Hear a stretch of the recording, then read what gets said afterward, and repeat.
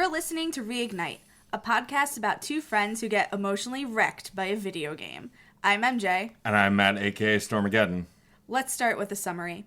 The council recommended that we go to Virmire to follow up on a lead on Saren. There we meet a Solarian STG, Special Tasks Reconnaissance? I think so.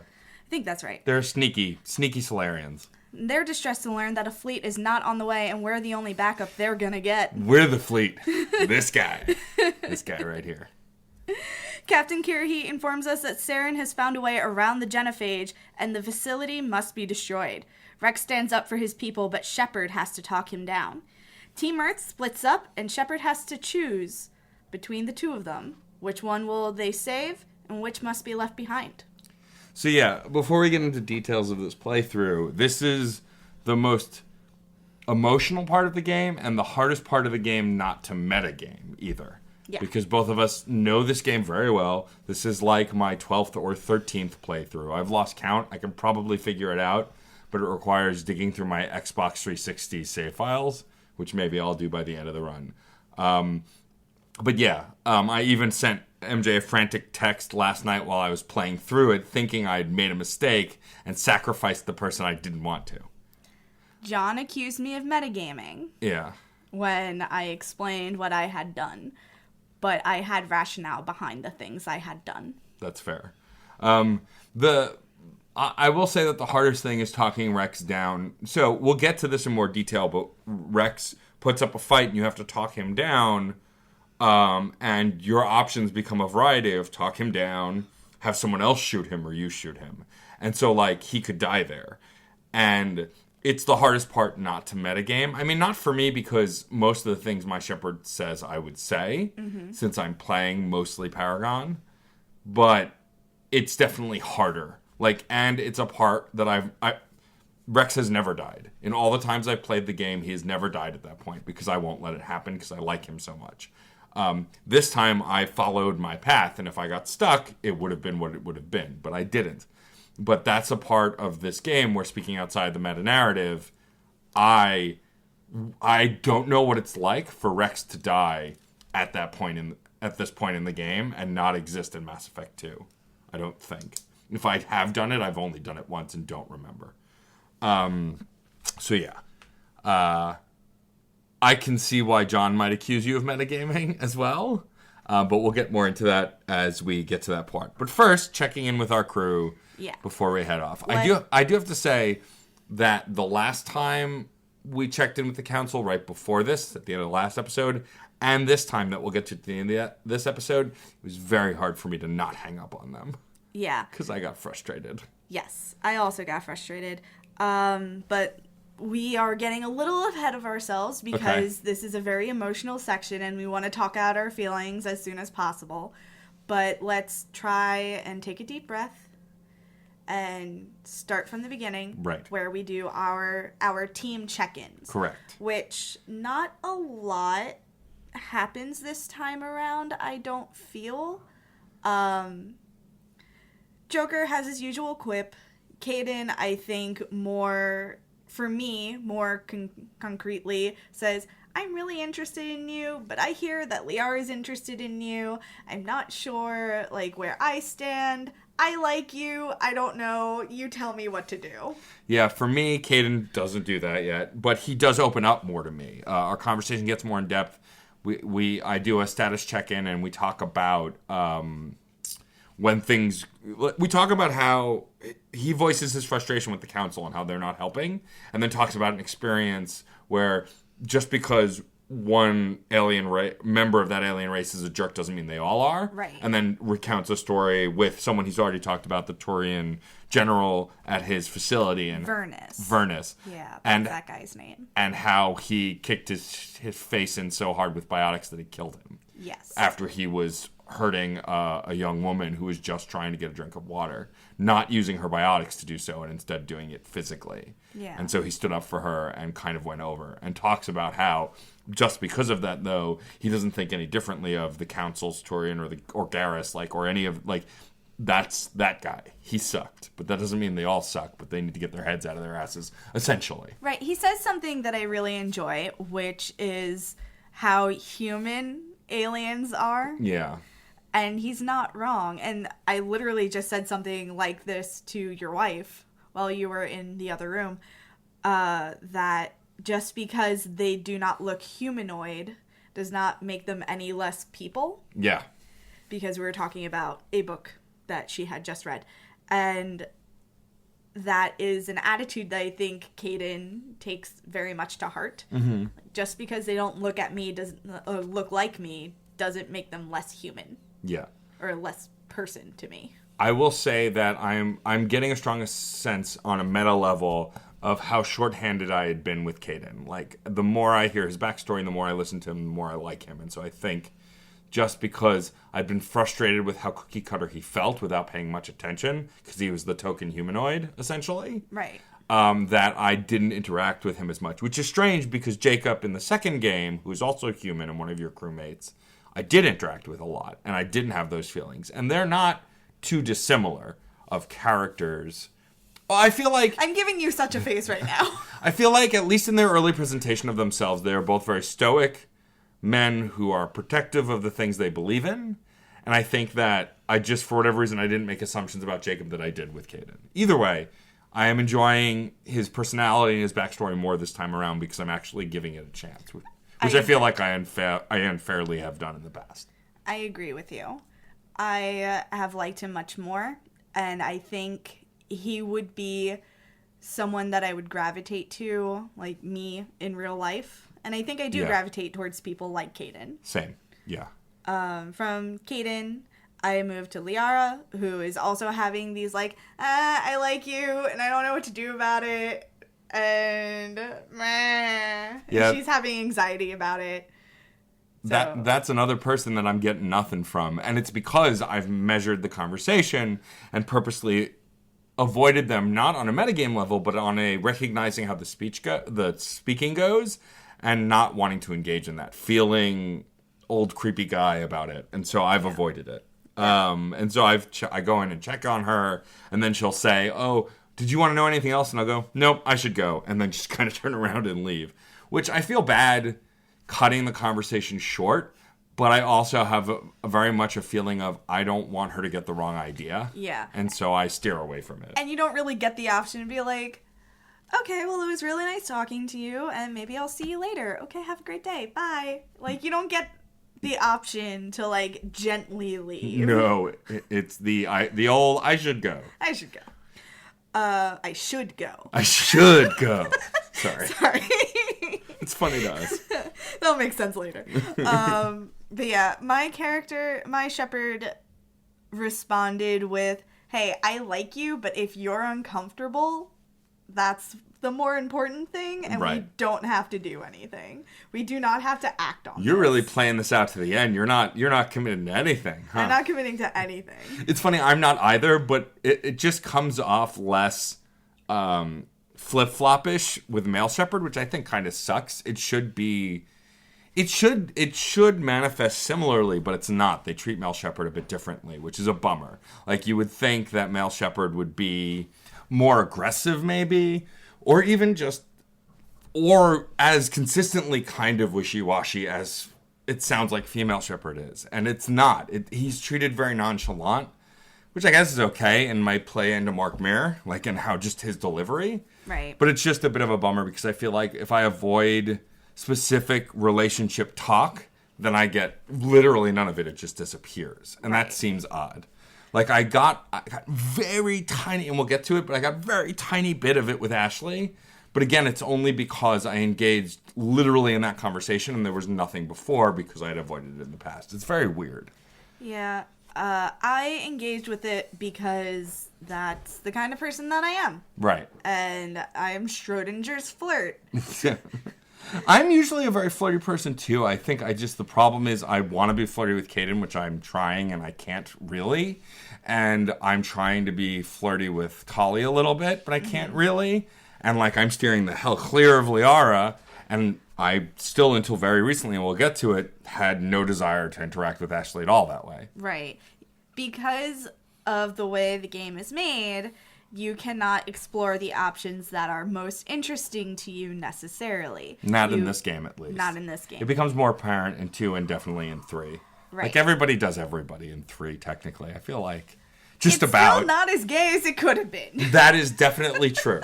I agree. It could have been gayer. It could have been gayer, it's true. Could always be gayer. Man, I can't wait when we get to the 3rd game to talk about Jessica Chobot's character just because it's so weird for me. I have opinions. I know, I'm just saying. I just thought about her the other day. So for those who don't know, I was fairly close with Blair Herter, who's a former G4 personality, and a friend who I haven't seen in a while, but like I know him and his wife and their son very well, through the internet at least, and so her being in the game is very weird because she's a romantic option. We'll get to that in like another 2 seasons. Anyway. From Liara, we move on to who's next in that area? Nobody, so we go downstairs. Yeah, I always go to Garrus next. Okay, so Garrus kind of just starts to instill in you his frustration about not having found Saren yet and wanting to get Saren and what we'll do once we get him. Also, if we get him. In addition to that, I also feel that he has grown leaps and bounds. Yeah. Especially if you did his side mission. Which I have not. No. Because I did his side mission, I felt that the conversation I had with him was very, I'm frustrated, but also you have taught me a valuable lesson, and I'm trying to carry that on. And you get to say to him, I'm glad that you learned. I hope that you'll turn that into action and you're not just going to stand here and talk about it. Yeah, because I haven't done that mission yet. He's still kind of immature and impatient. He seems to be engaging with me better than he was in the past as far as he now knows already where I'm coming from and tries to meet me there.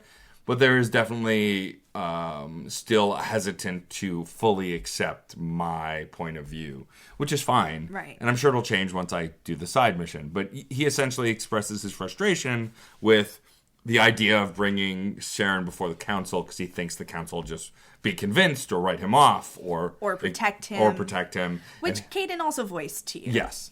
But Garrus is a little more aggressive about it and is pretty much positing, like, if we find him, we should put an end to him because his corpse is more valuable than him alive because it may sway people, and we're past that point.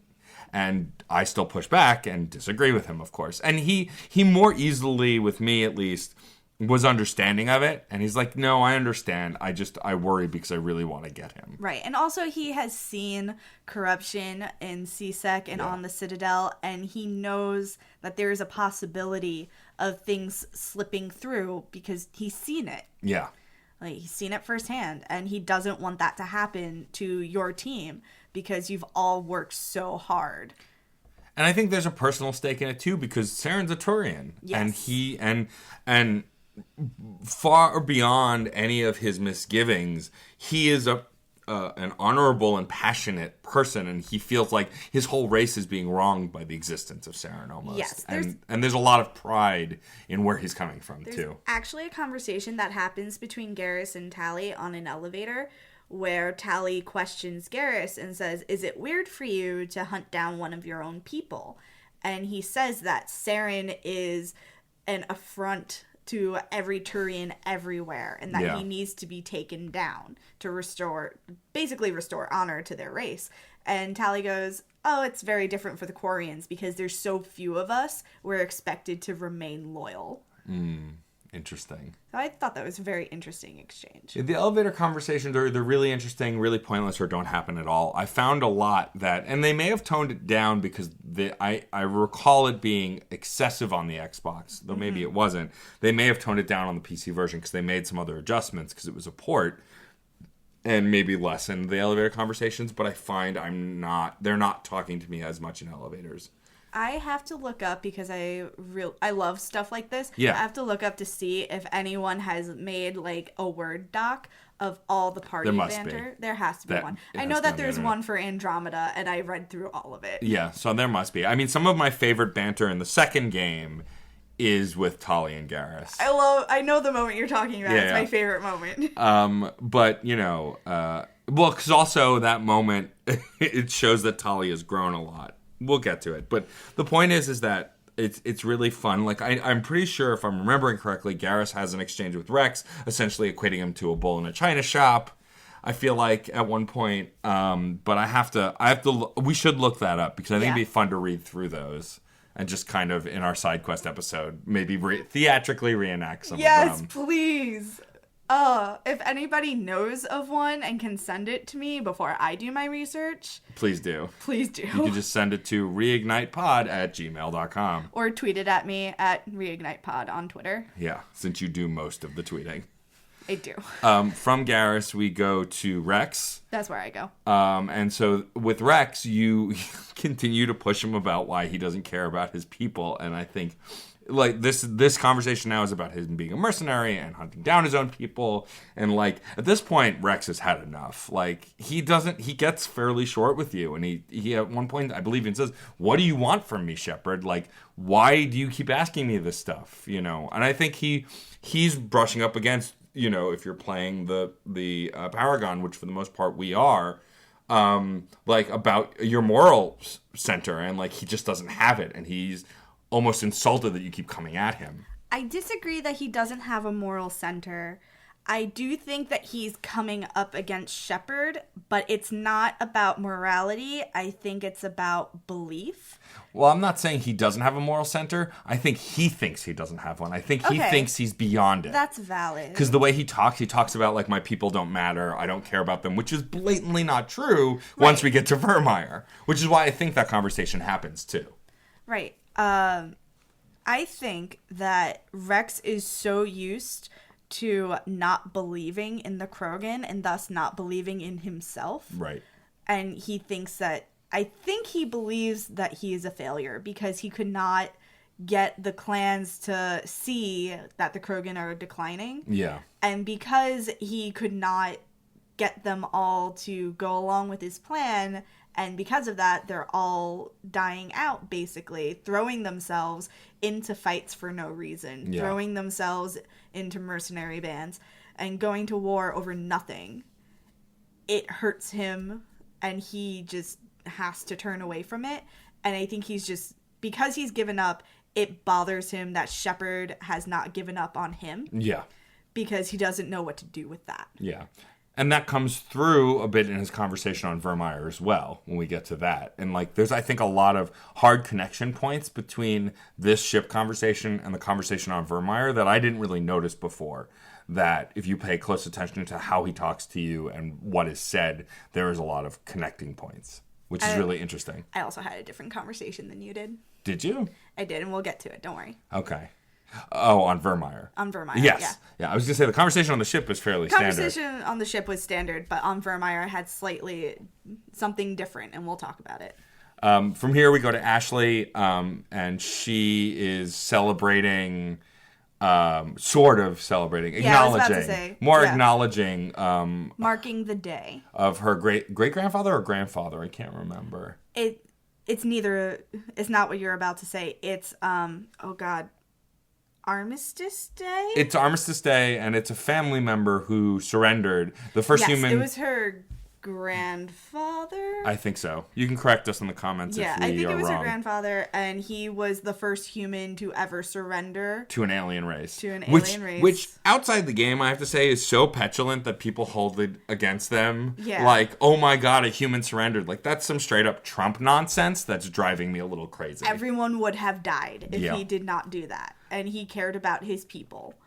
And I don't know how you played the conversation, but for me, I was a little flirty, but I was also like, well, why are we drinking to that? It seems like a strange thing to drink to. And she's like, oh, you didn't know? It wasn't in my file? And he's like, all that was in your file is that you're an exemplary soldier who's had shit rotations, essentially. And she's like, oh, so you don't know. And essentially, I navigated the conversation as how I really felt. I was like, I don't give a crap about your past. You're a good soldier, and you do good work, so I don't care what your grandfather did. It doesn't matter. And also, he had to do that. Like, the whole conversation went exactly that way. And she really, like, warmed up to me and thanked me. And so there are hints of something there, which will turn out to not matter as much. I had basically the same conversation because it also, I think, revealed a lot about the front that she put on when you first met her. Because she assumed you knew already. Right. So when you first meet her and she's so aggressive towards everyone, it now makes sense to me. It's like, because you're living under the weight of all of these assumptions made in your direction, you're putting up these walls to make you seem like a very different person than you actually are. Because the minute, at least as male Shep, that you say that it doesn't matter, she instantly flips. Like, she warms up to you immediately. Her tone changes. Everything. Yeah, she said to me, that's the nicest thing that literally anyone has ever said to me. Yeah, same. And it kind of broke my heart for her a little bit. Yeah. Because she is a damn good soldier, and she deserves to be recognized for that. It does not excuse the xenophobia, but it does explain how aggressive she was and how she always was bristled up, essentially, and very standoffish. Does not excuse her behavior, but it gives you a point to understand her from, and from that point, work can be done to dismantle. Right. And to kind of say, hey, just so you know, that behavior from before, not cool, and people would like you a lot better if you didn't do it. Yeah. But we don't really get into that here. Not at this point, anyway. But if we were real people in this scenario, it would be a good place to start a friendship or a flirtation. Because, like, now you know, now I know what you're really like. Yeah. And I like this person so much better than that other person. Yeah, in character, I very much felt that way and was actually considering pursuing more. But you can't at that point, and so I moved on. And so our last team member to check in with is Tali. This conversation is fairly brief. You know, she just talks about she talks about going back to the flotilla and how she can't believe how far we've gotten, and how, you know, essentially, I'm honored to be here. I don't want to go. And you can pretty much go, I don't want you to go either. And she goes, well, don't worry, I'm not going anywhere yet. Because she's one of your best friends. She is. I love her. She also opens up about the Quarians often being treated as second-class citizens. And how you never did that to her. Never from the beginning. Well, our shepherds. Our shepherds didn't, yes. I will say, sometimes I wonder if you're going to trade me in for a different co-host, because neither of us are very renegades, so we're kind of missing a lot of that stuff. One day I want to bring in Eowyn, because she's hella renegade. It would be good to get that perspective. I mean, that said, we've had very different choices on some of the stuff that we've done. And so I think it shows even further the versatility to both be a certain kind of person. I also know you and I are going to struggle a lot more in the second and third games. Yeah. Because it's so in this game, it's pretty easy to play to both and still max out one. In 2 and 3, if you play to, I found if I played true to myself in the past, I ended up somewhere in the middle, and I wasn't really Paragon or Renegade, and that's because there are quick time events in the second game that change everything. Also, this goes back to a conversation I've had with Rex Halligan, actually, about how it doesn't quite make sense to be Renegade in the first game. Yeah. But it hella makes sense in the second game. Yeah, especially considering everything you've gone through. Right. Yeah. So I think it'll be very interesting to reassess. Because normally I'm a very Paragon person, and there are certain things in the Renegade track that I don't think I could ever bring myself to do. Yeah. But I don't know. I am a very different person than when I first played these games. Yeah. And I don't want to say I'm an angrier person, but I am more driven toward justice. You've seen some shit. Yeah. I've been through some things, and I've come to terms with some things. Yeah. And I think it's possible that in the second game, because of my current experiences, who I am now, I may veer away from the Paragon path. Yeah. I don't know. I'm going to have to sit down and think about it. Yeah, we'll see. It's hard to say. But anyway, so you do reminisce a little bit with Tali. I like my conversations with Tali because they are low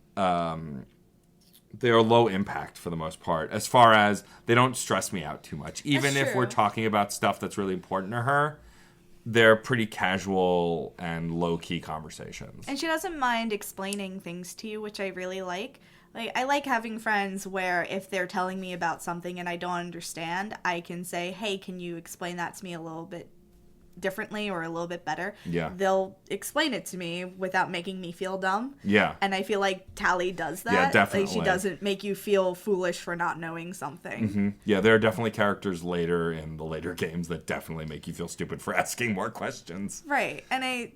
Tali kind of consistently keeps that innocence in her character of, like, wanting to share her world with people. Yeah, she's a really, like, sweet person.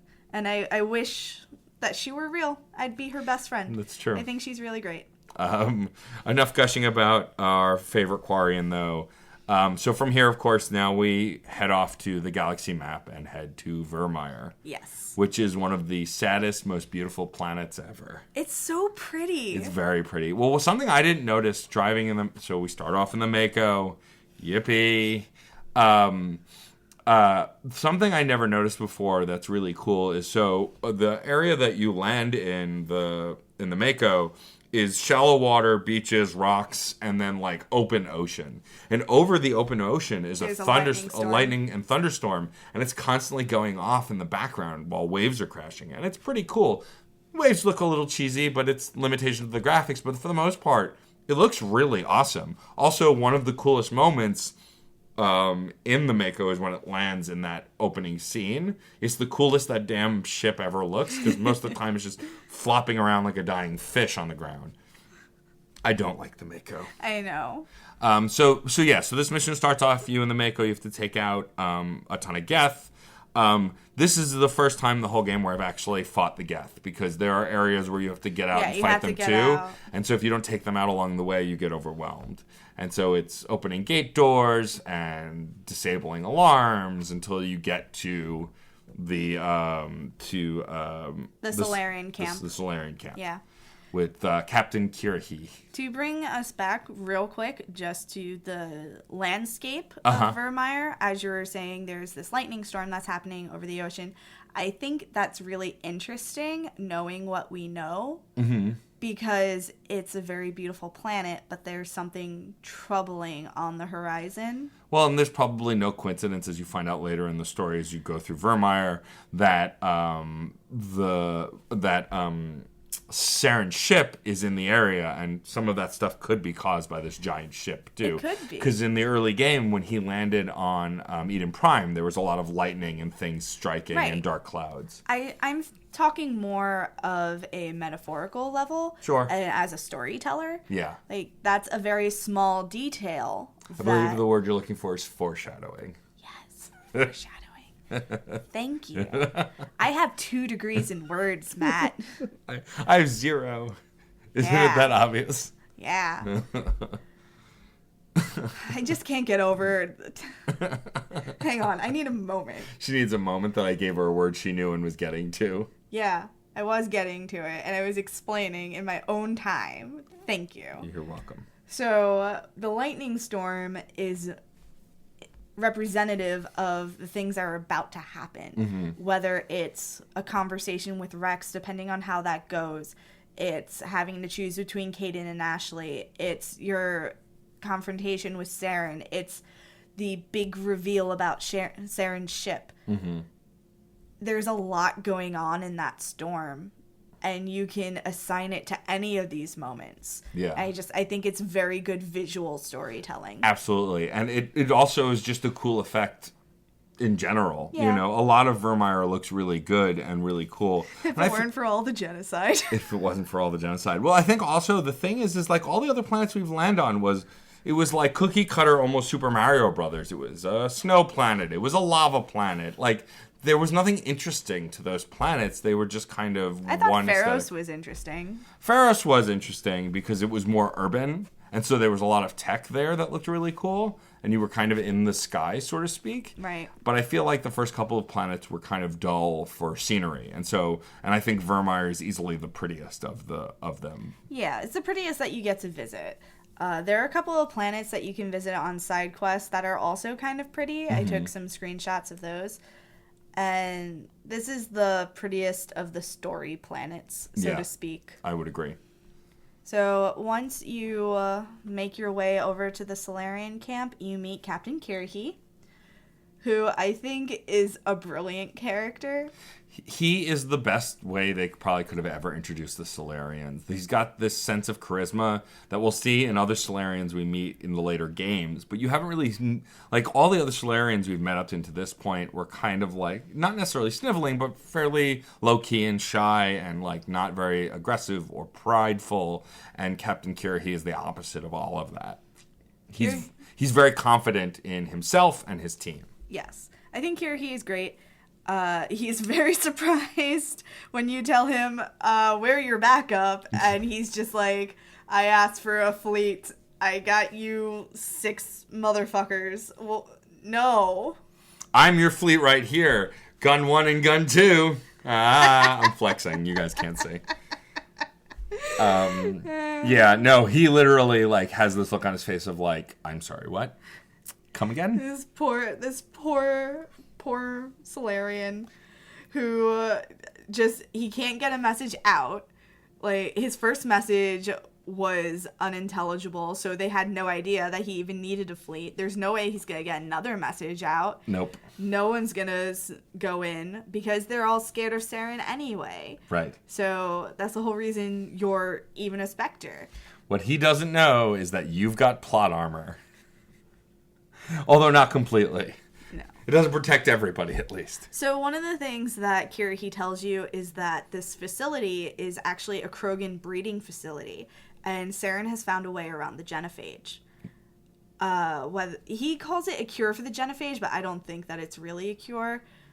He's cloning Krogan, right? Yeah, it's a biological weapon, I think, at the core of it, but he refers to it as a cure, I think, at one point, and that immediately piques Rex's interest, right? Because he wants to take it home and help his people. And there was a really good exchange between Kirrahe and Rex, which shows you where Rex really stands on the issue. Yeah. Where Kirrahe says, we can't make the same mistake. And Rex turns around and says, we are not a mistake. Yeah, I took a screenshot of that moment. I did too. Yeah, he literally just gets in Kirrahe's face and is like, we're not a mistake. We're a race of beings. You created us, but we exist now. No. They were never created. Oh, that's right. We have this conversation every time. That's right. They were uplifted. But, like, you uplifted us, but we still exist. And I think the problem with a lot of other races in this galaxy is that they already assume the Krogan are beasts and they don't exist practically. Very similarly to how a lot of people viewed the Rachni, which the Krogan were uplifted to get rid of, to combat. That's what it was. So, because of this outburst, Kirrahe can't really proceed because he needs to make sure that Rex isn't going to be a problem, and you get this opportunity to talk to him, which we have been discussing throughout this. So, my conversation was a little bit different than in my past playthroughs because I did the side quest to get his grandfather's armor back. I never had to go Paragon or Renegade. No matter what I did, this conversation was going to go fine. Yeah. So I had this conversation with him, and I tried to get him to see this isn't really a cure because it's created by Saren, so you can't really trust it. And if we turn to Saren, you're just all going to become mindless slaves to him. And you don't want that either. And I wish there was a way to say to him, if we can find, like, the source of Saren's research so you could bring it back to the Krogan and find something to do with it, I would have done that. Yeah, but that's not even a conversation option. It's not even a conversation option. It's not something that you can do. But if there was a way, I could have said, you know what? He must have figured something out. We can do it too. Yeah. And it's funny because my conversation went the same as yours in the last part, but the lead up is very different. The lead up is a lot of arguing. Without having done that side quest, everything you try and bring up to Rex, he counterpoints and he argues with you aggressively.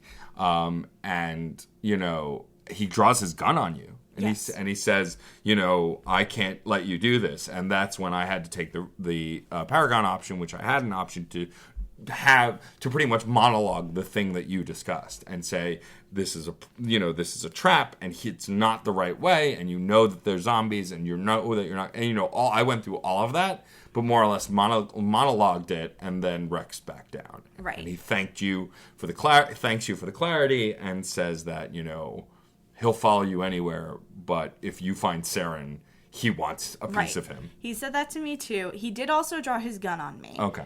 But I didn't have to do multiple paths. I just had to say 1 to 2 things to him. Yeah, I had to go through a bunch more. He said something like, I need you to explain this to me because where I'm standing, it looks like Saren's more likely to help my people. Yeah. And then you tell him, and he goes, okay, you've done more for me than my own family, so I trust you. Yeah. He says this. He says that he trusts me, but he doesn't say that bit to me because I haven't helped him with any of his family's issues yet. That's what happens when you do the side missions. I'm hoping that I'm not locked out of them at this point, but we'll see what happens. And then Kirhi tells you that he has a plan. Yeah. And the plan is to divide up into a couple of teams. Yeah. But he needs someone from your team to go with him. And he needs someone that knows alliance procedures. So that creates the option of either Ashley or Caden. Yeah. Who did you send with Kirhi? I sent Ashley. I also sent Ashley. What was your reason? So my reason was I think she has more military experience on the front lines. I think she'd be more vital. And also she won't hesitate to tell people what to do to get the job done. Whereas Caden is closer to a marshmallow. He's a passionate fighter, but he is also someone who is much better, I think, at following orders than giving orders. Okay. And so I thought Ashley would be a better fit for that. Interesting. Also, there was a little metagame because I get my favorite line out of it. I don't know if you got to hear this also, but Caden goes, with all due respect, sir, I'm the one that I should be there. And Ashley says my favorite line that she's ever had, which is, why is it that when someone says with all due respect, they're really fine? Essentially, it boils down to, why is it like a polite way of them telling you to go fuck yourself? Is essentially the meaning of it. I can actually do the full quote. Oh, do you know the full quote? Why is it when anyone says, with all due respect, what they really mean is kiss my ass? Yeah. And I love that line. It's so beautifully Ashley and aggressive, but also very truthful. Yes. And so now whenever I hear with all due respect in any military anything ever, I think of that line and laugh. So my reason for sending Ashley with Kirhi was because I had gotten to know her so well. I wanted to see how she would function with someone of a different species as her commander. And if she had any trouble doing so. Right. And I felt that would be a better measure of her progress than our conversations. Interesting. So I sent her with Kirhi to... I know that I wouldn't actually be able to see how she operated, but if I were in that moment, I would have sent her. Yeah. Because I would want to know afterwards, so how was it working with Kirhi? Right. How did it go? What did you think of him? Those kinds of things. Yeah, right. No, it would have been very informative. I agree. So that was my reason for sending Ashley. And so then, of course, at that point, once you figure out this plan, and they're also going to construct a bomb out of one of their ship's engines or cores, they're going to reconfigure it, I think, into a bomb. I don't remember the actual technical. I don't remember the technology. But so you send Ashley, and then you get to pick your team to go through the mission to go after Saren and go out, explore this facility. And so I chose Caden and Garrus at that point to come with me. And so after that, it's clobbering Geth, finding indoctrinated scientists, freeing some Solarians to your benefit, freeing some Solarians who try to kill you. None of those things for me. I freed one Solarian, but that was because he seemed to be in his right mind. If you further explore that area, you find another prison area. No, I know. Oh, There's two prison areas. There's one Solarian who is definitely not in his right mind. Right. And he gave me, the creepy vibes. So I said, I'm not going to let you out. You left him in. Yeah, I still let him out. in. I still let him out, and then all of the doors opened. See? And I had to fight Solarians. I think that's because of, like, our different experiences. Yeah. Like, if a male presenting person gives me any reason to pause, I am automatically like, I'm just going to leave now. Yeah, that's fair. No, and I often think I can fix everything. So I was like, oh, he's probably fine, but let's get him out of here. No, he made me feel very uncomfortable. So instead of continuing, I was just like, I'm going to leave. And he, like, the indoctrination had gotten to him. So he tried to escape anyway and slammed himself against the wall. And I think he killed himself. Aye. I think he hit his head so hard that he either knocked himself out or he died. I'm not sure. But I could not investigate. So I did not have to fight any Solarians there. But then there was a second Solarian who was very much in his right mind, and he explained to you about the indoctrination. So I felt more comfortable with him, and I let him out, and there was nothing wrong there. Same. Yeah, he just took off and tried to get away. Yeah. After that, and exploring some more, you also find a Asari who's assisting who's assisting Saren, but only because she had to, and is essentially pleading for her life. She lets you into his lab, and I get to do my favorite thing where I tell her that I'm going to blow this place to high hell, and you better start running. And she gets flustered and goes, what? But? And then takes off. What did your teammate say? Caden looks at me and goes, you enjoyed that, didn't you? Okay, Garrus said that to me too. Yeah. But Garrus did not question. He was just like, you enjoyed that. Yeah. Just flat out, I know you. Yeah. You like that way too much. Yeah. Caden was a little more polite about it. Yeah. So then after that, you continue to explore, fight more Krogan, and now things are getting more heated. As you're going through the base, you are able to disable some of the Geth's defenses that ease up things for the other teams. That was a little earlier than we are now. Yeah. If you do all 4 things, which disrupt their communications, take down the Geth flyers. There are 2 more things. Do not set off the alarms on the other side of the base. Yep. There was another thing that I can't remember off the top of my head. I feel like it was...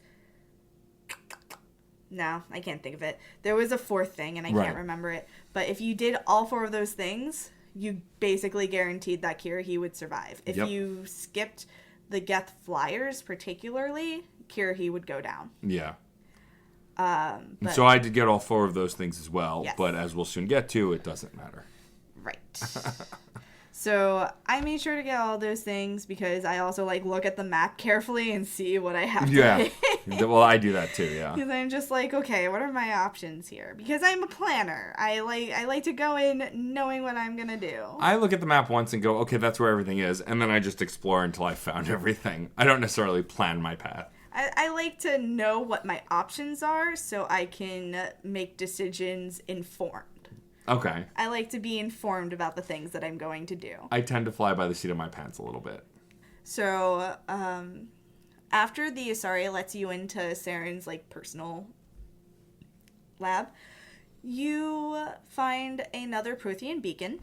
Which, of course, you touch and mess with and get another vision. Well, you're supposed to. Yes, but there should have been some hesitation, and there was none. Shepard's like, oh, another beacon. Touch, touch, touch. Oh, no. Well, that was the whole point, though. Why is there any hesitation when you know that this is what you're here for? Yeah, I know. It's funny to me. It's like, put your hand on a hot stove once, then do it again without a second thought.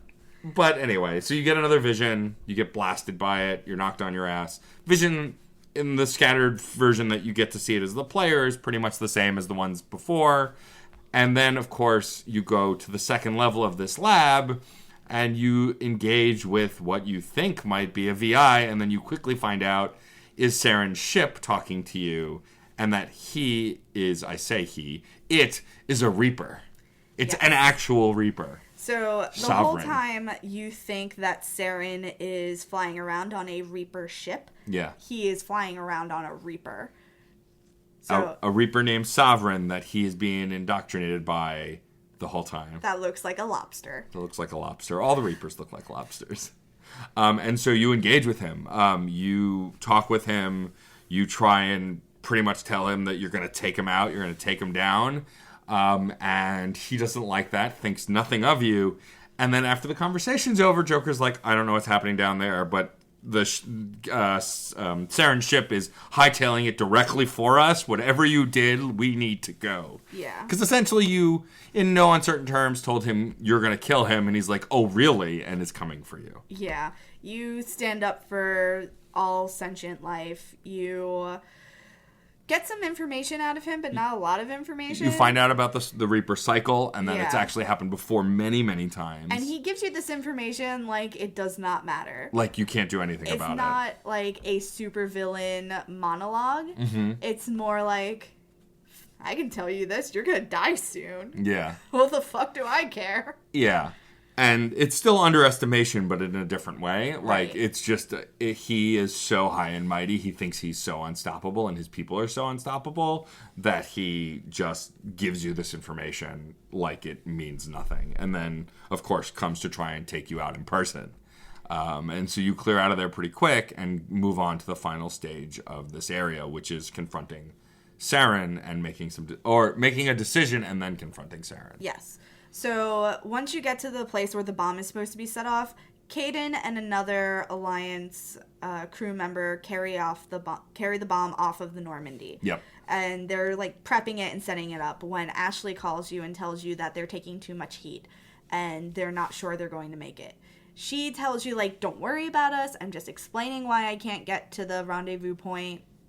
Like, right. Just do your thing. I don't think I'll make it. Yeah. And Caden tells you, like, I need a few minutes anyway. You can go get her. Yeah. Go help her and bring her back. And so you go to do that. You leave. And that's the point where I messaged you last night. I was like, oh no, I picked the wrong person. Caden's going to blow up. So... which was very metagame of me. So you make your way towards the AA tower where Ashley and Kirihee are. And Caden is prepping the bomb. So you have your two teammates who are both in very dangerous positions. And then Caden gets invaded by Geth in his area. Yes. And you have to make a decision there who you're going to help and support. Caden tells you, I'm arming the bomb right now. Yeah, you should go get Ashley. I'm setting up the bomb. And the two of them are like in a no, I want to die fight. Essentially, yeah. Essentially, so Caden, they're both very honorable, and it's clear at this very moment. And so Caden says, look, I'm arming the bomb. It's going to get done. Like, they're not going to stop me from doing that. It's almost ready. Just go. And Ashley's like, don't be ridiculous. Go get him. We'll hold our own a little longer so you guys can get out of here. The Normandy's there. Go get him and go. And essentially, you just sit here now, and the options are rescue Caden, rescue Ashley. Okay. And there's nothing you can do in this game that is always the option. You have to pick one of them. Whether if you send Caden with Kirihee, then Ashley's arming the bomb. It plays out the same way. It's just which location the final confrontation happens in. Right. Are you ready to reveal who you saved? Yes. I saved Caden. I saved Ashley. So I chose to save Caden because part of it is selfish. I feel a connection to him, and I felt pulled to him to rescue him. But also, I felt I needed to protect him. Ashley, I trusted Ashley to be able to accomplish her goal, regardless of what the outcome is. Like, even if we leave her behind, she'll get it done so we can get out of there, and she'll be more effective. I didn't think... It's a little self-important, but I didn't think that Caden could handle himself. I didn't think he could get the job done, and I had to go play superhero and rescue him. I chose to save Ashley because it was frustrating. It really was, because I formed this bond with Ashley, and I also was starting to form a bond with Caden, and I liked him very much. I wasn't in love with him, though. Yeah. But I liked him. Yeah. And my options were to save a boy I liked or save a woman who had a lot of people counting on her in the world. Yeah. And sure, Caden has family, but Ashley has like 3 younger sisters that look up to her. Right. And I chose to save Ashley because I felt there were more people who needed her. And it was a shitty decision. And it was a hard decision. There was no right answer. And also, Like, so you made a very selfless decision. I made a very selfish decision. Yeah. But I mean, I don't think it's entirely selfish. it's not. But a part of it was because of how I felt about him. And it's clear in my playthrough I was not as connected with Ashley. I felt a bit of a connection in that last conversation, but at the end of the day, I felt a very strong personal connection to Caden while I had a professional connection with Ashley, right. which made the choice a little simpler for me. Not easy, but a little bit. I think if you subbed Caden out for John, for example, I would have left Ashley behind. Right. Because John's my husband, right. first of all. But I love John. Yeah. It's different. I hadn't fallen in love with Caden. Like, my shepherd had not fallen in love yet. And I think for me, because I wasn't in love with either of them, but I felt like you felt a closer bond to Ashley, I felt a closer bond to Caden, and so the thought of her family didn't even come into my head. Like, I didn't even consider that, and that's a huge... I don't want to say it's a good reason to choose her, but it makes sense why you chose her for that. That story that she told about how she took emergency leave to walk her sister to school resonated with me, and it told me what kind of person she was, and that's why I wanted to give her a chance. Which is, I had already forgotten that story even happened because I just wasn't gelling with her in a way that allowed me to retain information about her the same way it did about Caden. Like, I could tell you every intricate detail about Caden's backstory and what he went through at the academy because I just connected with him on a level that I didn't with Ashley. Yeah. And because of that, and because Caden wasn't with Kirahir and was with the bomb, Kirahir dies with Ashley. Yeah. I managed to save Ashley and Kirahir, and I had my confrontation at the AA tower. Whereas I have my confrontation at the bomb site. The confrontation we're talking about is with Saren. This is the first time you face off with Saren in person. He comes to stop you, and you exchange words. Every time I see Saren, I get angrier about how no one realized that he was a bad guy. Because he's covered in mechanized pieces. He's got tubes coming out of his body. He's half mechanic at this point. He's half synthetic at this point. Yeah. And, like, we're fighting synthetics. And no one thought, like, hey... Maybe this guy's a problem. Saren's not looking too organic these days. So you exchange words with Saren, and the gist of it is, now that you know about Sovereign, which you think is going to clinch getting the Citadel on your side, getting everyone to back you, because it's so obviously the problem now is that this Reaper is controlling him, you try and confront Saren with that. Yeah, and Saren keeps giving you this story about, I am in perfect control. I know that I cannot be fully indoctrinated. Because all of the people around me who are indoctrinated become mindless zombies, and I am not a mindless zombie. I am super smart. Blah, blah, blah. Right, and just think about Benezia, who was fully indoctrinated, and how she tells you how subtle it is. Yeah. And Saren just doesn't realize it. And it's because he doesn't have the wisdom of an Asari matriarch. But he's also weak. Yeah, very. And so you try everything to convince him. I had Paragon things to throw at him too. I did too. Like literally everything you can, and he won't hear it. And then you fight him here, and you almost take him out. And then, the Morgeths show up, and Caden goes down, and he takes off. I hate that he gets a hoverboard. Yeah, he has. I'm so mad about it. And there's no explanation where the hoverboard came from, what the technology is. You never see it again. Nothing. Why can't I have a hoverboard? Right? What's that about? But yeah, so at this point, for me, Caden gets not taken out, but taken down. He gets shot, and they're still finishing up the bomb. And so when you turn your attention to him, Saren takes that opportunity to take off and get away. He glares at you one more time. And it's so funny because I think the event is designed based on Ashley, or maybe not, but I throw Caden over my shoulders like fireman's carry style and just carry him bodyguard style onto the ship because he got shot. So it's just very funny to me. Because my fight happened at the AA tower, I had a different scene. He actually tried to strangle me and tried to drop me off the ledge. Oh, so yeah, he picks me up and tries to strangle me too, but then he throws me to the side and starts shooting at the other Alliance soldiers, and he takes off. Yeah, he tries to drop me off of the ledge. Yeah, he just tries to choke me out in the water. Yeah. around the bottom. Ashley's not really injured, so I don't have that Yeah. experience with having to carry her onto the ship. More of the reason why I feel confident in my decision to go save Caden's ass, because he would have been killed dead if I had not shown up. Well, yeah. And then once we're done on Virmire, we're back on the ship, and everybody is grieving for Caden. Or Ashley. Or Ashley. For me, Caden. And for me, Ashley. And I don't know about Ashley, but Caden immediately starts to blame himself. Yeah, Ashley does it too. Yeah, like, this is my fault. I could have done better. And you explain, there's nothing you could have done. Yeah. This wasn't your choice. It was my choice. I made it. I have to live with it. You don't. Yeah. One of the things that I get to say to Ashley is, how far are you going to go to martyr yourself?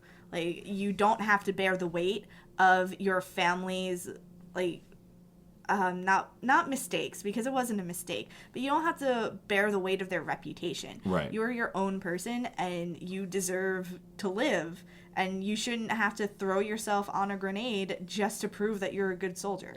And that more of an aggressive kind of, like, snap out of it, you have to, like, don't do this, fits to Ashley, whereas with Caden, like I said, he's kind of a marshmallow, so, like, you're very, very consoling, and you're like, look, this isn't your decision to make. This is something I have to live with. But you have enough in your past to essentially feel bad about. Like, you've had a hard life. Don't carry this with you. You don't have to. Yeah. We can carry it together, but it was my decision.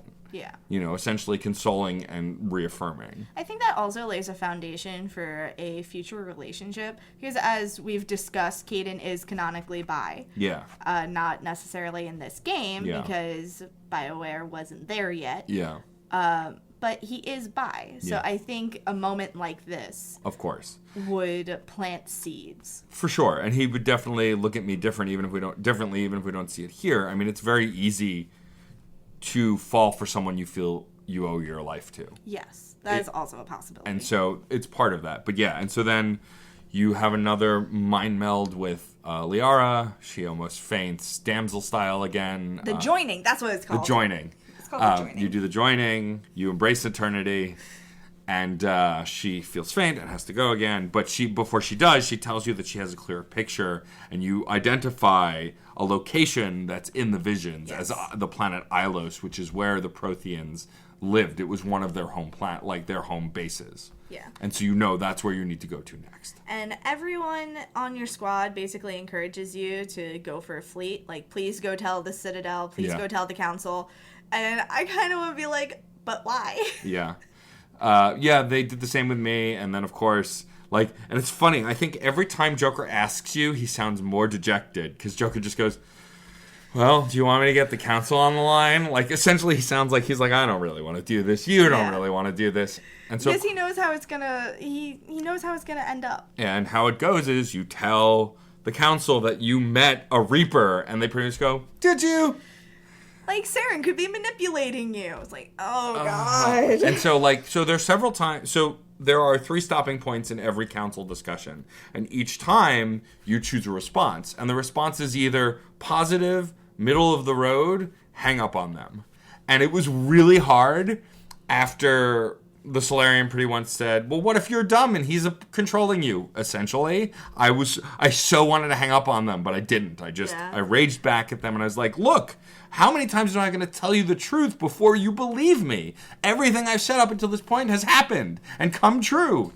And they're just like, well, either way, good luck with everything. Bye-bye. I'm, gesticulating wildly over here, because if you are a femme-presenting person or you're very clearly not a cisgendered male in today's society. This is a very familiar experience to you. Yes. Not being believed when you know something to be true. And it's just such utter bullshit, and I'm so tired of it. I am telling you of this thing. You trusted me to go find it out, and you refuse to believe me. And you need proof, and I get that. But this is one of those things that I kind of need you to give me a little faith on. Yeah. You don't need to believe me entirely. I just need you to be like, okay, this is a possibility. Admit that it's a possibility, please. And also, actually playing into that, too, the only one who comes anywhere near believing you is this female presenting Asari, whereas the 2 male council members talk over her and essentially take lead and say, you're wrong. She does say, if you believe that Sovereign... I think it's her that says it. She says, if you believe that Sovereign is a real threat, then you have to do what you have to do. Yeah, she does. And the other two are pretty much like, you're dumb. It's not real. Ugh. And, like, it just... As a female presenting character, it means so much more to me. Yeah. And it's just infuriating. For me, it's a white, straight presenting male learning to deal with losing his privilege, essentially. My character had so much privilege in the Alliance Army, but now dealing with new species, I'm the one on the receiving end of disbelief and racism. Whereas for you, it's on an even other level, beyond even the racism. Yeah. And because there is a lot of, you're human, you're young to this, what do you know? And it's even exponentially worse if you're a female presenting character, because then it's racism and sexism and every other semblance of bullshit on top of just losing a tiny bit of privilege. It's just something that you've heard a billion times before, and it just proves that society doesn't necessarily get better. Yeah. And while the future looks shiny, it's still shitty. It's still the same bullshit. Well, and so I'd be curious, if you're a person of color listening and have played these games, especially a female presenting person of color, I'm curious how this experience feels to you, which I'm sure it's even more infuriating. Yeah, I had a talk with Awen about it. And so I'm really curious, like, put in the comments, talk to us about this experience for you and how it makes you feel, because I can guess, but I don't know because I'm not you, and I definitely would want to know how this experience of the game is for you. Also, if you're comfortable and you want to send us a voice clip, we will edit it in because we do want your voices heard. Yes. Absolutely. Yeah, I only said write in because I feel like it's more convenient and easy. But absolutely, if anyone sends us audio clips about how they feel about any point in the game and how it makes you feel, we will absolutely share it on air. So please send that to us. Yeah. Matt and I speak from certain levels of privilege. Yeah. And we care very much about uplifting other voices. Yeah. And if you feel that we have not touched upon something that matters to you and you think it's very important for others to hear it, we want others to hear it too. Yeah, I don't want to speak on your behalf. I want you to be heard. So, that being said. And so that's where this section of the game ends. And so now your next destination is Ilos. I think I personally am going to try and get some side quests done. Is it Ilos? Yeah, Ilos is the next destination. Are we supposed to go to the Citadel first? I think we get sidetracked to the Citadel. Oh, maybe. We might. Yeah, I think the next part is the Citadel lockdown. Oh, maybe? No, I thought Ilos is first, and then the Citadel lockdown. You go back to the Citadel. MJ's going to look it up. Either way, that puts a pin in Virmire. I think that this game ramps up really quick. The first 3 missions or so have emotional impact, but you're kind of just mucking your way through this military nightmare. And it takes a steep, sharp left turn once you've engaged Saren personally and then found out also that the ship is an actual Reaper, which is the threat you're trying to stop. And so the next handful of episodes are going to be really crazy. Also, we're coming towards the end of the first season with that. Yes, we are. So the next section in the walkthrough is called Race Against Time. Yep. And it is between where we are now and Ilos. Yeah. So we get kind of sidetracked to the Citadel. Yeah. I think we're going to have to play it by ear. Yeah. And if we feel that section is too short for us to do an episode on, then we may roll it up with Ilos. Yeah. We'll tweet about it, like, once we're sure. Yeah. But yeah, if you're playing along with us, don't be afraid to just finish off the game because it's possible that we're going to have to roll the two together. Yeah, we're in the home stretch here. This is towards the end of the game. Yeah. And a lot can really change in these last few parts of the game because there are a lot of major choices you make and a lot of stuff that is very different if you don't have the Renegade or Paragon to engage in over-the-top heroics one way or the other. Mm-hmm. And it can really shift some of the battles, which is interesting. And then once we finish the game, we're not really done because we're going to do a side quest episode. We also have DLC to do. Well, I was gonna roll that into the side quest. That makes sense. Yeah, and then we also want to do like a post-mortem on the game. Yeah. Talk about what we loved, hated, our overall experience. We have possibly a couple of guest episodes. Yep. We know that a lot of our listeners who are friends of ours are also very passionate about this game, and some of them are in the artistic medium, and so we would love to have them come on and talk about how the game fuels their experience. Another thing I want to do is a one-shot where we do a tabletop RPG set in the Mass Effect universe. Yep, that's going to take a little more finagling to get done, but I would like to have that as well. Something that you might be familiar with if you listen to our parent company, Certain Point of View. They do a Star Wars D&D tabletop session that has been ongoing that is very similar in the vein of what we'd like to do for this one shot. Yeah, that may be an extra long episode. Yeah. We'll talk to our... Extra long episode, multiple episodes. The world's our oyster. We'll talk to our dear friend David Boyle, who I have already guilted into. Is he going to dungeon master that? I have brought it up, and he has expressed interest, so... We'll have to get some additional players. We need like a 4-person party, probably. Yeah, John has already, volunteered his tribute.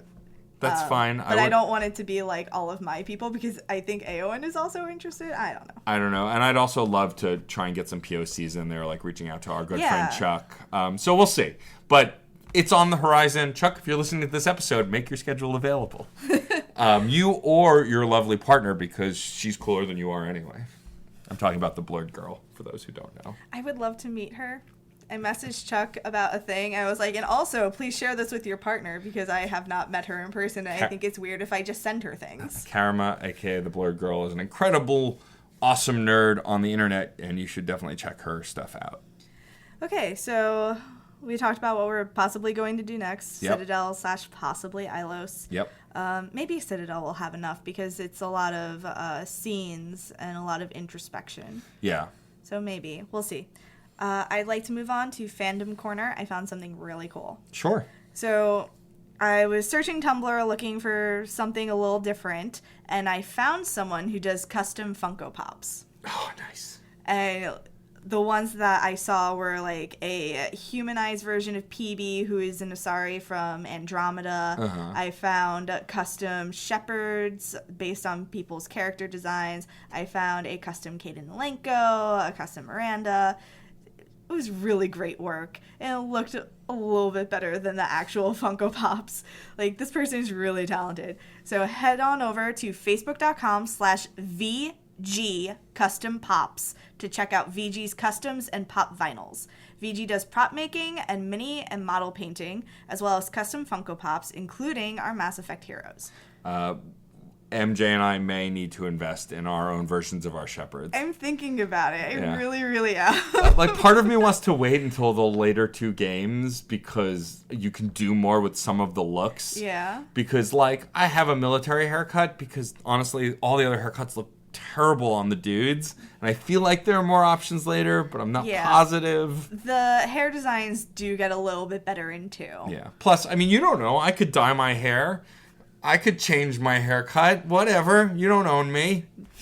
I mean, the Alliance does. That's true. Not in the second game, they don't. Well, shit. Spoilers. Ignore everything Matt says. I mean, people probably do that anyway. All right, some shout-outs. We got a Twitter mention by @KingdomKeeper, which I don't know what your Twitter handle is actually referencing, but it makes me think of the Kingdom Keepers books, which is about a bunch of kids who, not solve crime necessarily, but are heroes in Disney World. It's a really great read. Read Kingdom Keepers. It's so fun. Anyway, @KingdomKeeper provided us with counselor names. And Matt, I'm going to read out a name, and I want you to guess which counselor it is. Okay. Okay. Oh, like gave us suggested names for the counselors? No, the actual names. They looked them up. Oh, so they do all have names. They do have names, but they're in the wiki because I also was paying attention during the cutscenes, and the cutscenes do not say their names. No, I know they don't. So when, Kingdom Keeper tweeted at us with, oh, hey, these are their names, I had to double read the tweet to make sure that it was found in the wiki, and I wasn't, inattentive during these scenes. Mm-hmm. So here is your first name, and I want you to guess which counselor it is. Okay. Tevos. Tevos. See, I want to say the Turian, but I feel like it's too obvious. So I'm going to go with the Solarian. You're wrong. It's the Turian? It's the Asari. What? That's not an Asari name. Please. Valern. Valern. Well, that's definitely the Solarian. Yes. Yeah. And the Turian is Sparatus. Sparatus. See, I thought that was too obvious. That's why I didn't lead with it. Yeah, that's fair. I mean, the Solarian names always sound, how do I put this? Slimy? A little bit? I don't know. It's just something in the pronunciation of the name that just, it feels liquidy. I don't know. Never mind. Don't listen to me. Viscous? They're sure, that. Is that maybe what you're I mean, they're kind of alien frog people. Sort of. According to a source, they used to lick their eyeballs. According to a source in Mass Effect 3. There's that. There's that. I'm just stating facts. I'd also like to shout out to Ian Buck, who joined our Discord recently. He is a friend of the pod. He does a podcast called The Extra Dimension, and you can find them at thenexus.tv or on Twitter at thenexustv, which, if you have played Mass Effect Andromeda, that is its own special kind of funny. Yes. And you heard correctly, we do have a Discord channel. We have a whole Discord channel for the whole Certain Point of View family. And so you can jump on our Discord, chat with me and MJ if we're on. You can also leave messages in all of the different channels we have. We have a channel dedicated to just general chat, to video game recommendations, to spoilers for the episodes we're talking about, and to just talking about suggestions for topics and stuff to talk about on the show. As with all of our social media, I am 100% available all the time. Yeah, I'm pretty active on it as well. So if you engage there, we would love that. When I recently played, the only reason I wasn't on there while I was playing was because I was in a time crunch to get it done because I planned poorly. But I'm hoping in the future to stream on my Facebook page as well as sit in the channel so you guys can interact with me while I'm playing. We'd also like to send some shout outs to people who've actually interacted with us on iTunes and on Facebook. Yes. A lot of people have had some really kind things to say to us. Which one do you want to do, iTunes or Facebook? I'll do iTunes. Okay, I'll do Facebook. So Julia O'Connell has for us, great podcast. Even if you're not a super fan of video games, MJ and Matt have such insightful things to say and make it relatable, even to people who haven't played much Mass Effect. Plus, they just have such a good rapport together. A+ podcast, definitely recommend. Thank you, Julia. Mine is from iTunes Reviews, and it's a 5-star review, and it's titled Great Hosts. It is from Utah Film Nerd, and it's funny hosts. MJ cracks me up. All right, I see how it is. They've got a passion for a game and a relaxing chemistry that makes for a good listen. So thank you, Utah Film Nerd. I assume you're from Utah. Thanks for checking out the show. Actually, Utah Film Nerd, I know who that is. They do a podcast called, oh dear, what's it called? Oh, The Story of Sandra Marie, which is actually a really deep and insightful podcast about his mother. Oh, cool. And about her personal experiences growing up in a Mormon community and also being a queer woman.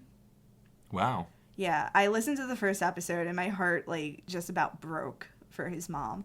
And if that is the kind of thing that you're into, if you like stories of marginalized people trying to come to terms with their oppressive communities, go listen to The Story of Sandra Marie, which is available definitely on Apple Podcasts, but I think on other podcast networks. I want to give a proper shout out to, of course, the family that has taken us in the Certain Point of View network. Certain Point of View, which is the flagship podcast hosted by Ben and Addie. It is a sometimes Star Wars podcast, as they are calling it now. It started as a Star Wars podcast, became a pulp culture podcast, and has been flipping back and forth with the recent passing of Stan Lee. They talked about that, as well as current Star Wars media.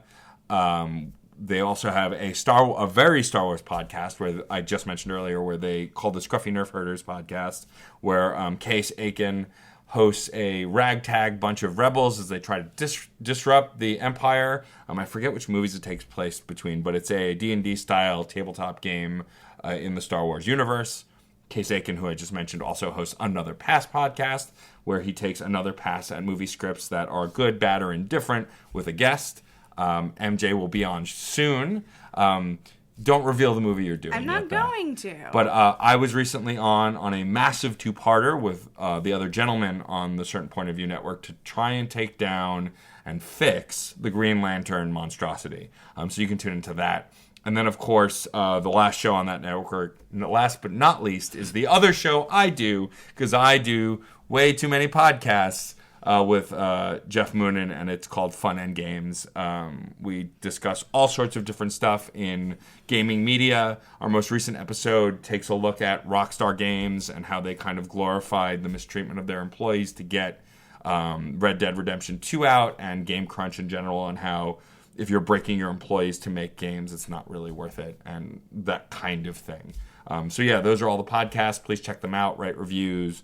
We'd all be happy to have you as listeners. I have one other Mass Effect related thing that I wanted to talk about. On November 6th, the day before N7 Day, Kat Valenti dropped a book called Mass Effect Annihilation, which takes place just after or around the time of Mass Effect Andromeda. Okay. And it is all about the Quarian arc, which if you've played Mass Effect Andromeda, you know that there are several arcs heading towards Andromeda, and the Quarians have one that is full of Quarians, Elcor, Batarians, Volus, and Drell, and Hanar. And the book is about some weird spooky shit that happens on the arc while it's traveling over the course of 600 years. The prose is absolutely gorgeous. I know that as a Mass Effect book because after one chapter I was fucking betrayed. I thought the book was going in one direction, and then after a chapter, completely different direction. I was distressed. I was hurt. But I kept reading. It's really, really good. I highly recommend it. Also, if you're into audiobooks, it's voiced by Tom Taylorson, who is the voice of Scott Ryder from Mass Effect Andromeda, which cool. I thought was a really interesting choice for this book that has nothing to do with the writers. Yeah. But he has a great voice. I really enjoy his voice acting, and he's also a really super wholesome person. Following him on Twitter is very heartwarming. He's very cool. I think I'm actually going to buy the audiobook in addition to the actual book. But yeah, highly recommend. Go buy. Awesome. We also have a Redbubble store. For those not familiar, Redbubble is a merchandise seller. And we have, if you love our logo for Reignite, which you should, created by the incredible Dave Boyle, there's your shout out a little early, which we thank him for his work in getting us a fantastic logo. You can now put it on anything. Literally anything. Literally anything. T-shirts, stickers, phone cases, mugs, anything. So go to Redbubble, search Reignite logo. Reignite logo. And you should be able to find it, or you can go to our Facebook page. We have links to it there as well. Go buy stuff. The logo looks great on everything. I bought myself a shirt, and it was delivered today, and I can't get to it until tomorrow night, because whenever we record this podcast, I am here in Brooklyn in the storm abode. So I cannot get to Jersey where I live. But MJ this week will be posting a photo of herself in the shiny new shirt once she has it. Also, a quick shout out to Robert and Katie, who I recently post tiki glasses that they own on the internet, which MJ is having a hard time not buying.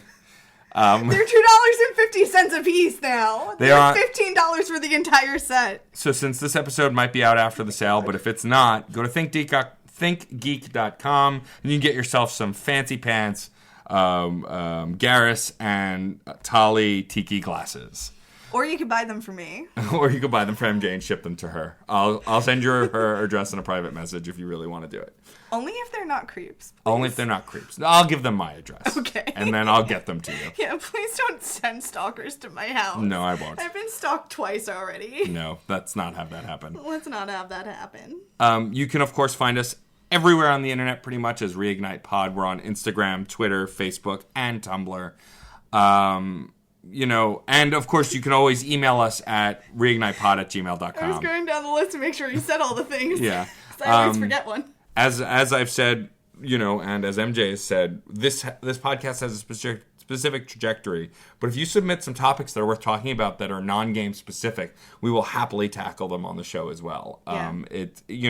We have an idea of what we want to do, but we're always willing to expand that idea. We will eventually partner with the other podcasts in our network to do some crossover stuff. I know that Case and Ben, not Case, well, Case also, but Ben and Addie are big comic book fans. There have been a ton of Mass Effect comics. Yeah. And so I'd love to maybe have them on as guests and chat about the comic book universe if they've read any of them. Please interact with us on the internet. You guys have been great already. We love hearing from you. If it weren't for you, we'd just be two assholes talking to a microphone in an empty room. Honestly, I'm already that because in the Discord chat, I was sitting on the voice channel talking to yourself. Nobody knows the trouble I've seen. You really need a new computer so you can stream because it's less ridiculous when you do that. Because at least people can tune in to the ridiculousness. I don't know if it's less ridiculous. I think I'll be as ridiculous as I usually am. All that said, of course, again, we want to thank David Boyle, who made our incredible logo that we love. Also, a big thank you to Dan Bull, who did our theme song, which you hear at the beginning and end of the show. I'm still kind of in shock that he gave us the okay. I have no idea if he even listens to the show, but the fact that he gave us his blessing to use the rap is amazing. Speaking of music, I also tweeted at Maluka, who our show is named after. Maluka did a beautiful song called Reignite, which is inspired by Mass Effect 3. And she said, awesome. Yeah. She was very nice. She was very nice about it. But yeah, if you haven't seen that and you have played these games already, please check it out. Yeah, Reignite is based on the opening scene and music of the trailer. Essentially, opening events. I won't get into details because we are still trying to avoid spoilers. But it's a beautiful version of that.